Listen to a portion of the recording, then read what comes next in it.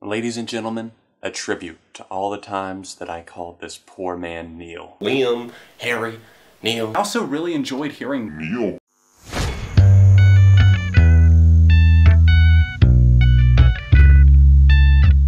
What's up everyone, John from ARTV. It's time for a review of the debut album by the former One Direction member Niall Horan. Niall comes through with his debut album called Flicker.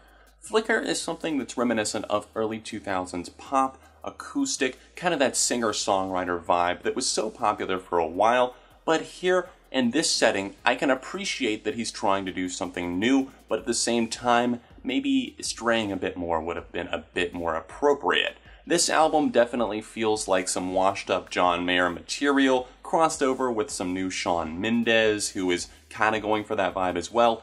And to be honest, even though I love much of John Mayer's music, some of it does feel a bit recycled even for him, and Shawn Mendes, he's never come across charismatic or just really anything of interest at all to me. I mean, I'll listen to his records whenever they come out because you guys are interested in them, but they just don't have staying power, and that's what I fear for Niall on this debut album, Flicker.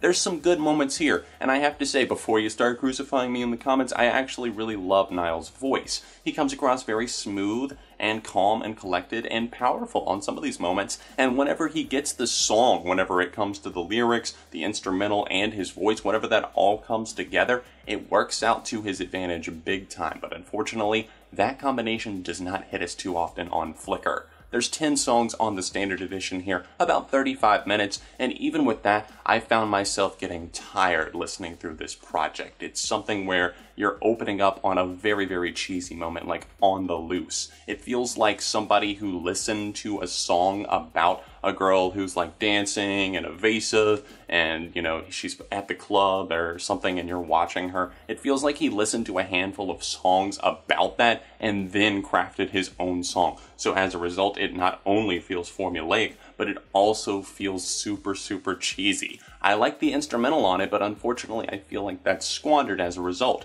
It's got a nice looping guitar and a little bit of a stutter on some of the production there, and I'm kind of overall a little bit let down in the fact that Greg Kurstin, a big producer that I've talked about a lot lately, was involved in this project, because these songs often fall flat, and he's not really known for that. He's known for his vivacious production that can bring out the best in somebody, and sometimes some much more poppy qualities. And not that that doesn't happen, especially on moments like Slow Hands, it's just that whatever they do, the sultry vibe doesn't exactly go over that well. Most of these songs I don't have a problem with, it's just that they're here. They exist. Slow Hands, no problem with that. You're not going to see that anywhere near my worst songs of 2017 list or anything like that. It's a fine song. It's perfectly okay. It's okay in the background. It's not something that I'm necessarily going to be drawn to and be like, that's what I need to listen to. I want to hear that song today. And that's something that I fear for this whole album, Flicker. It doesn't have that staying power. However, in the middle of this album, there are a few heartfelt songs that I genuinely connect with, and one of those, and I would say the first of those, would be Too Much to Ask.